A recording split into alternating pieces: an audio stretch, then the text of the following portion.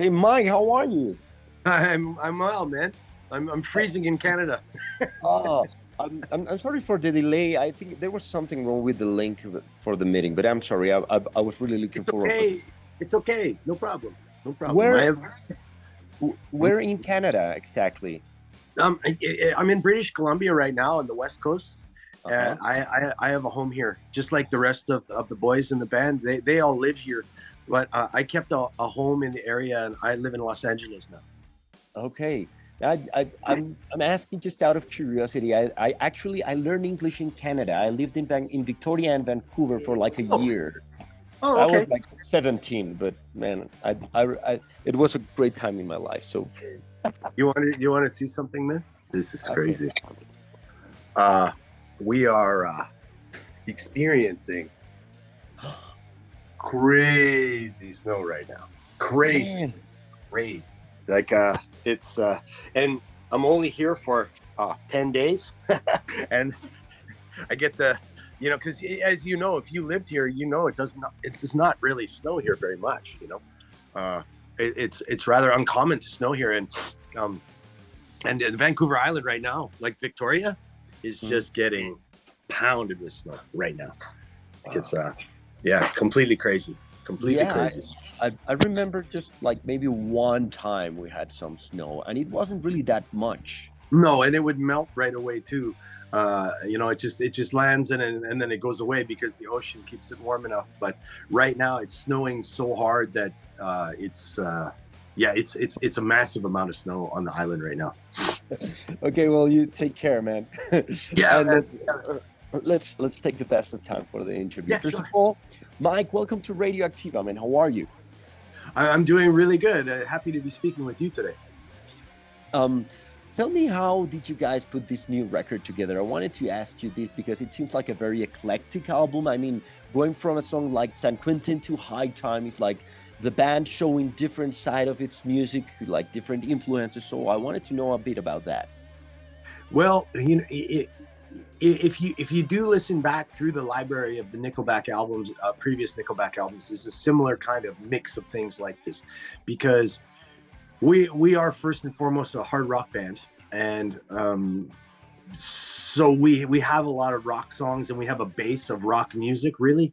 But we also do the nice radio songs as well, which this phenomenon on this album no different really than previous albums. It's just what we do. We put a blend of music out, and we like to work in multiple styles. We don't want to just sound one way.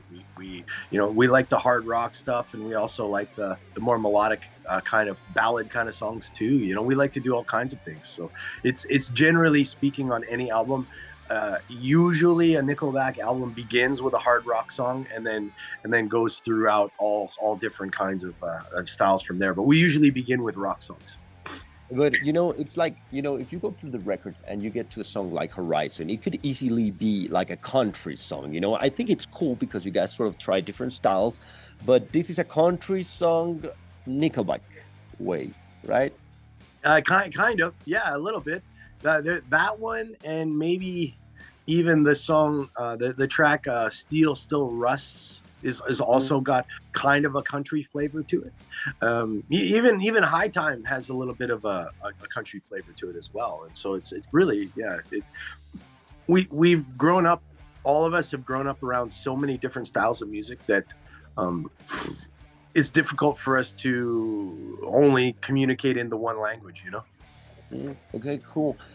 Did the pandemic had any effect in the way you guys decided to put this record together and working and lyrically and recording? How did it affect the band?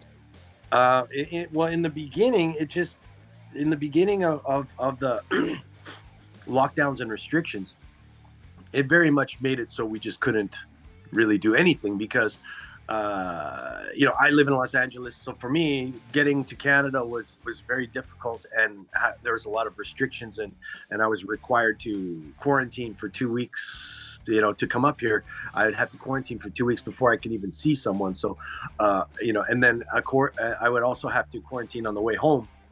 So, a business trip of a few days is like a month.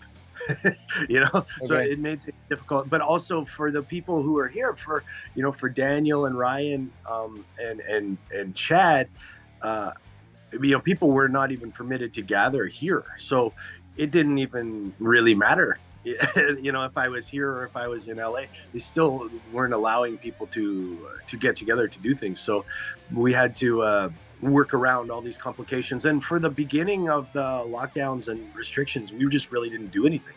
We kind of just watched, to see what would happen. And we didn't, in the beginning, we didn't understand how long this was going to go. Of course, Because like everyone. yeah, it's I wanted to know because it's a long record, Yeah. and bands are hardly going through over the 10th track on an album. So I was wondering where all this material was coming from. Yeah, well, you know what? A small amount of it was stuff that we've had in storage, so to speak. These things on drives and recordings of ideas. But for the most part, Chad just really, he came up really huge.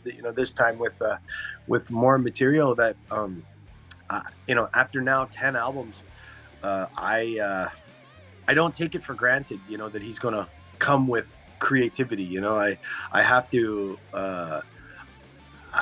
each time he creates again is like a surprise for me, and it's a happy surprise, because sometimes as a creator you just don't have any more.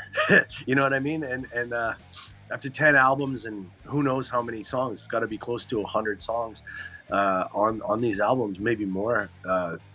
I have to be realistic that one day he may say, but I don't have any more to write, and at that point, then who knows what we do. Maybe we just keep touring.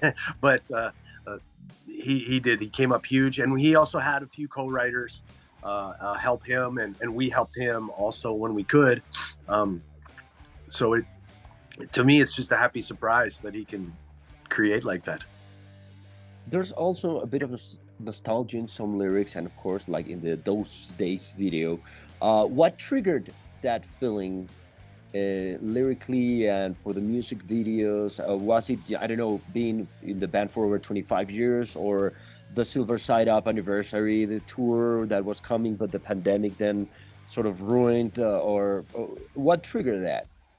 It my brother he really likes to write. Like, he has a few topics that he goes to, but one of them is nostalgia and our youth and our sometimes our childhood, and he's really good at writing from that perspective of reflecting back to when we were younger, and so it has happened. The song Photograph is of that sort of that kind of theme, or that kind of topic, and Rockstar and How You Remind Me. These are all sort of reflected, songs about what was life like before all this, and he's really good at pulling out those memories and writing about them. One more thing, I wanted to go back to something you mentioned earlier when we Yeah. were talking about, how Nickelback sort of Yes. try different things and all that, because I always kind of thought, and this is the first time I actually have the chance to talk to anyone on Nickelback, Sure. Yes. that I think you guys have a contract as a band, because you are like a hard rock band, but you're also quite funny. Yeah. I don't know if that's from being Canadian or if that's overly general, but yeah, we we do have a quite an inappropriate sense of humor overall. But I mean, how do you mix those things up? Not many bands are able to enjoy not taking themselves too seriously. Like Blink-182 does it great. They've always been done it. great. It's a different genre. In punk, they're sort of expected Yeah. to do that. Yes. But in rock yes, and roll, that's it's different.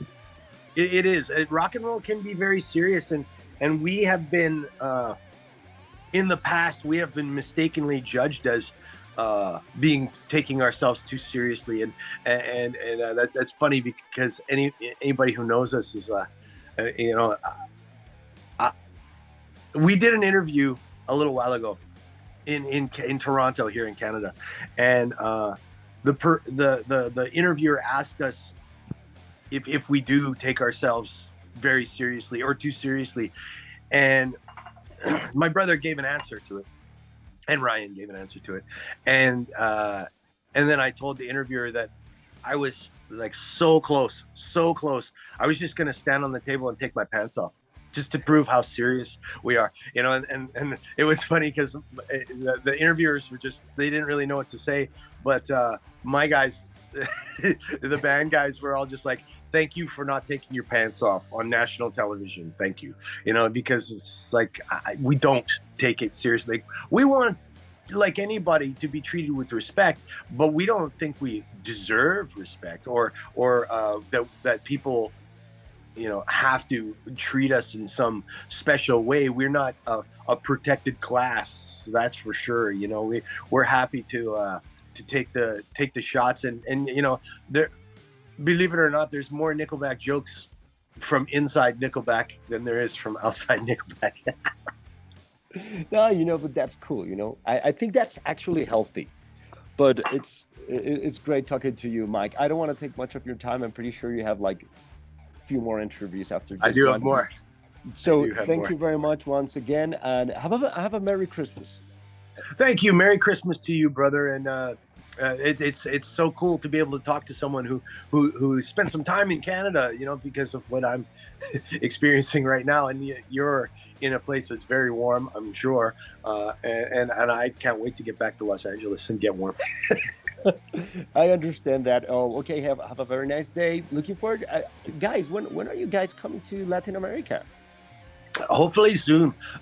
We are just now trying to sketch out our tour plans around the world, which, you know, as I'm sure you're aware, is very complicated, and it takes a long time to plan.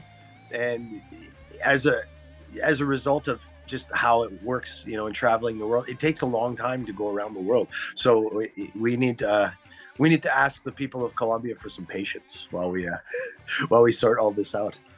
Okay, Mike. Well, it's been great, man. Have a very nice day. Thank you very much. Thank you very much. It was great speaking with you. Bye-bye.